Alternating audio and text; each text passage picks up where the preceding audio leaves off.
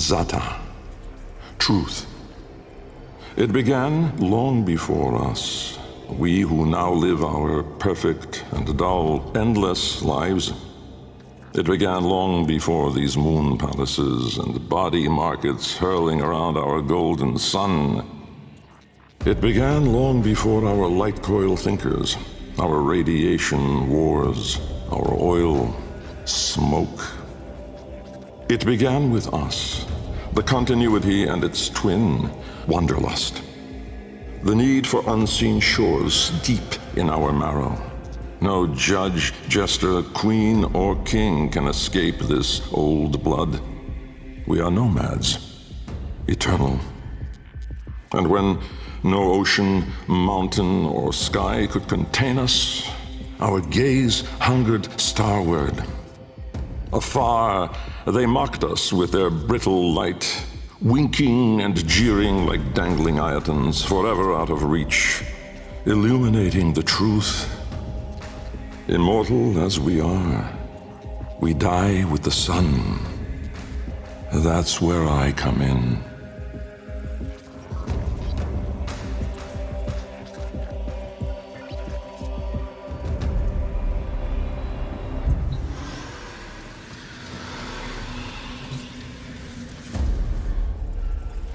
Jahu, form. My departure was a day less than any other. When I stepped inside the bell, I saw no crowd through its seriglass, no skeptical onlookers, no regal send-off. They all had given up on me and my paradoxical formulations. The wasted years had all shown the void to be just that. Nothing, no energy, no entanglement, no form. To spacefaring ambitions, a dead end. On the day, my laboratory was mostly vacant of witnesses, most of all of expectation. Only my sluggish attendants, my sagacious Kavat, Kalimos, and of course my daughter. I had raised her alone, but with inconsistent vigor. In those eyes, her mother's, I did see a terrible reflection of a man that did not exist.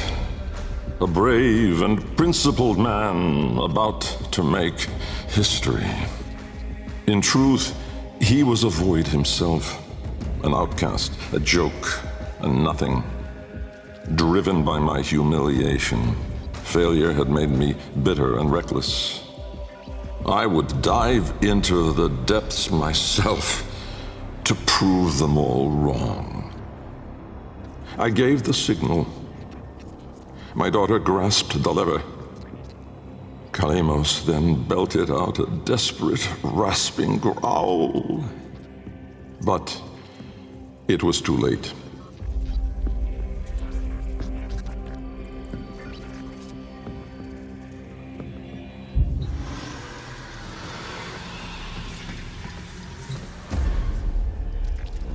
Vom, order.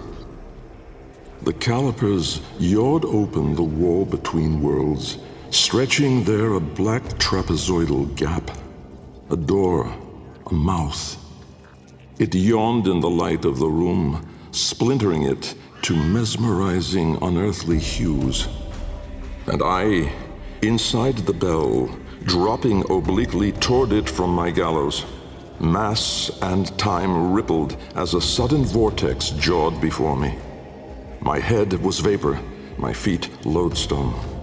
The bell around me flexed like a rat paralyzed in a winding, gulping snake.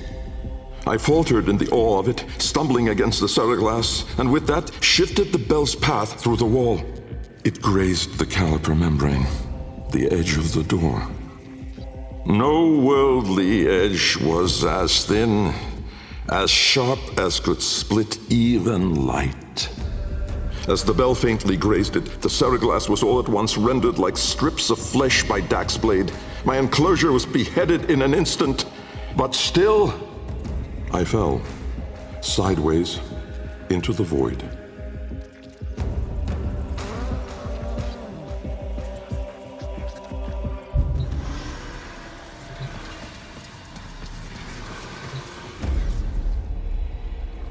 glass. Chaos. Death was on me, I was certain. I was face down, eyes clenched, my heart pulsing the last of its seconds, and my lungs burning the last of its air. A sudden nostalgia gripped me. I grasped desperately for memory of a storm just past, the fumbling pitch of a child's song. Yet all these thoughts seemed to steal away from my mind like smoke through a vent. I would die empty. I then became aware of another sensation, physical, a web of pain, needles itching into my arm. At once I realized I was alive. Laying in the bill's shattered ceraglass, I groped the ground, warm stone, the floor of my laboratory. So, I had never left. And so, I had failed. Again. I heard a crunch alongside me. Someone stepping through the shattered glass. With great shame, I gasped and rose my head to face my daughter above me. But as I opened my eyes, it wasn't her. It was me.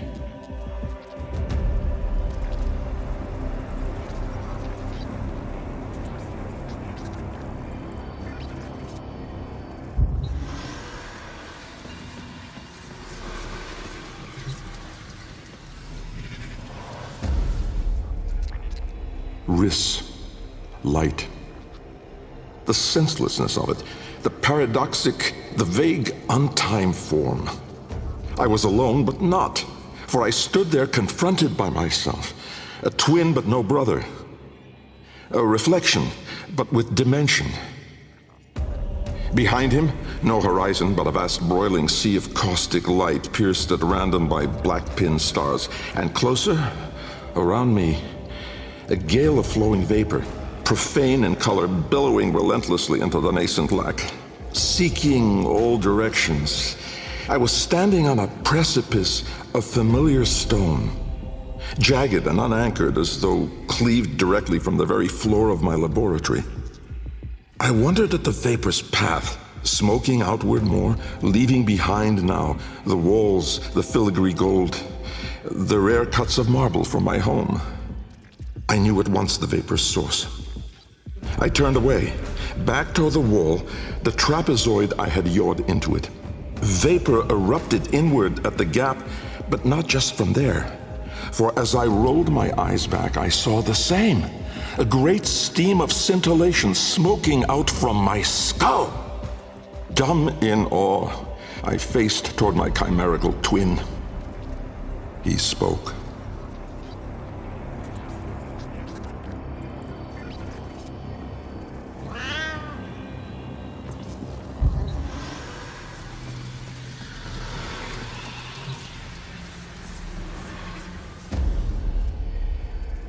Kra, time. An old name, unspoken in the centuries since my mother reared me. A soft hiss, soothing as a viper's gaze. Little Bengal. The other me reached out, offering his hand, gliding toward me without moving, as though the distance between us was now collapsing. A confusion, most euphoric, filled my mind. With the shred of wit that remained, I decided that I should run for my life. At once, crazed and frantic, I fled. But I made no forward progress.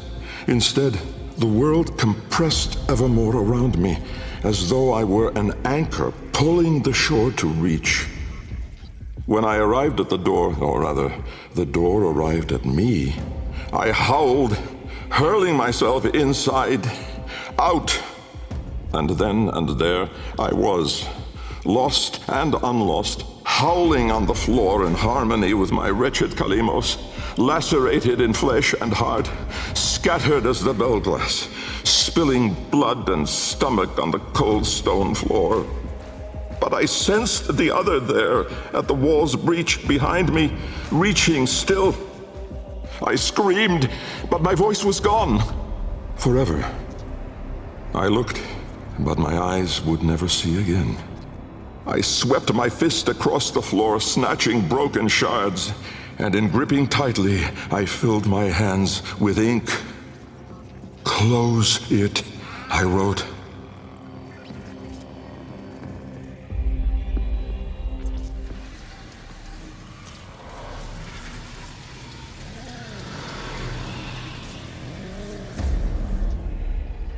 Netra. Decay. Time, to us, is all but conquered. Our sacred kuva moves us on to new skin. We numb to our daily, yearly trifles, and remedy those memories that bring lasting misery. With all our misdeeds, our excess, our indignity, we are haunted by nothing. But not for me, for with each passing day, there grew within a tumorous idea.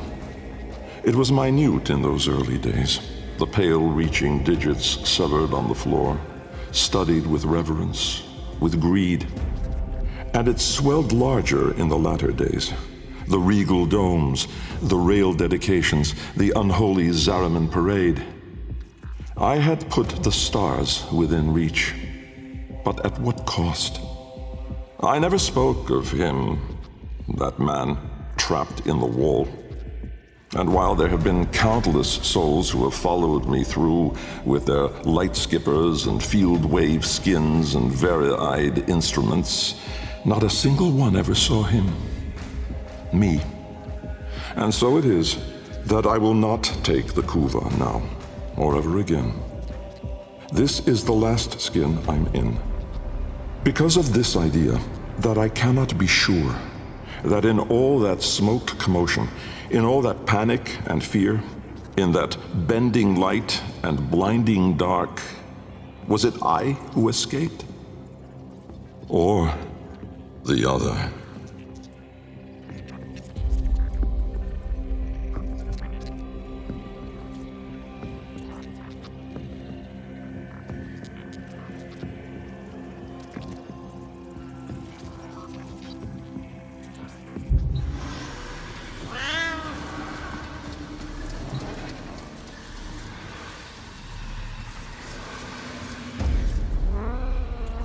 Loke, void. From brooding gulfs are we beheld by that which bears no name. Its heralds are the stars it fells, the sky and earth aflame. Corporeal laws are unwrit as suns and love retreat. To cosmic madness, laws submit, though stalwart minds entreat.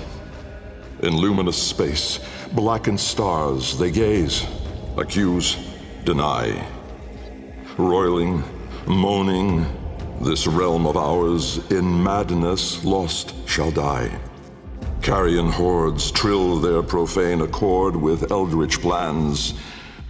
To cosmic forms from tangent planes, we end as we began.